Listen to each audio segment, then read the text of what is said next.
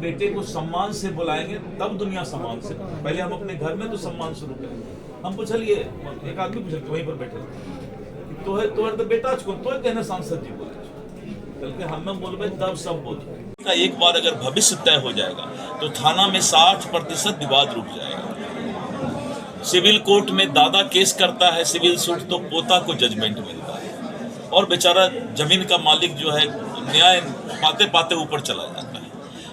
बंगाल ऐसे जगह में जहां कम्युनिस्ट का शासन जिस वक्त था 10 साल पहले, सर्वे हो गया और बंगाल में सारा चीज डिजिटल है, उड़ीसा में सारा चीज डिजिटल है, मध्य प्रदेश में डिजिटल है, सब जगह डिजिटल है।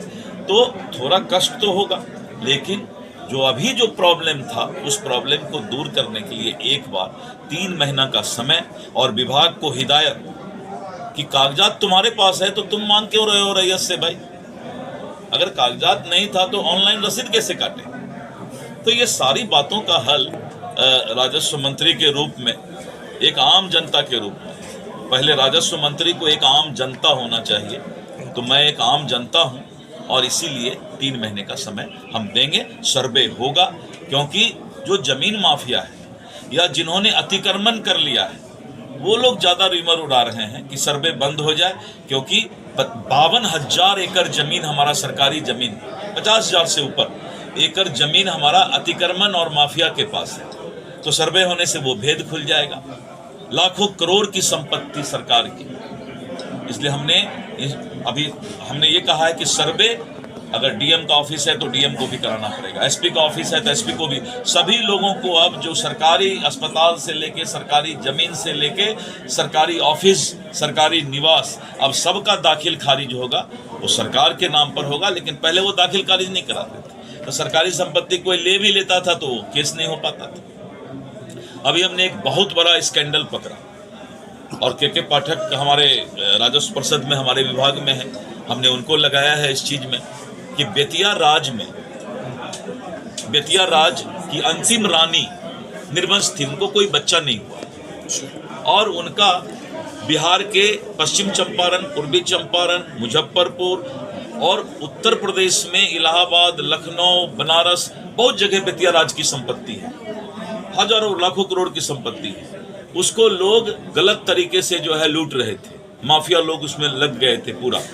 मैंने बेतिया राज के लिए एक नया विधेयक लाने का प्रस्ताव अभी भेजा है कि जहां भी जो केस बेतिया राज का जिस भी कोर्ट में है उसको निष्क्रिय माना जाएगा। ये हाउस पास करेगी कानून, और इस तरह करके जमीन माफिया और अतिक्रमणकारी पर मेरा सीधा नजर है कि उन लोगों को हम बख्शने वाले नहीं हैं। और जो गलत पदाधिकारी है, जो सुधरना नहीं चाहता है, जिसके जेहन में भ्रष्टाचार चला गया है, वो भी मेरे कलम से बचने वाला नहीं है और मैं किसी से कंप्रोमाइज भी करने वाला नहीं हूँ। स्वभाव से ही ये स्वभाव मिल गया है, अब हम कुछ बोल नहीं सकते हैं, लेकिन जनता के साथ हर वक्त सरकार रहेगी और सरकार में मंत्री का ये वादा और भरोसा है।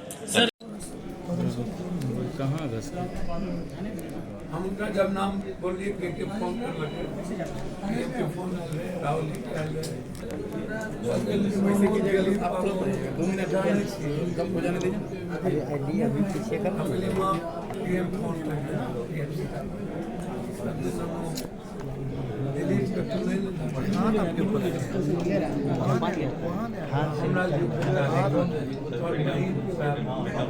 मेरा घर उनका ससुराल।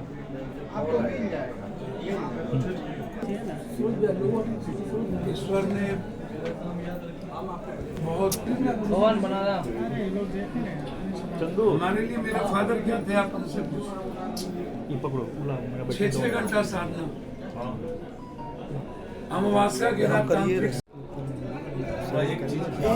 तो विदेश में जाते थे, इनसे पूछिए, घर देखते थे हम तो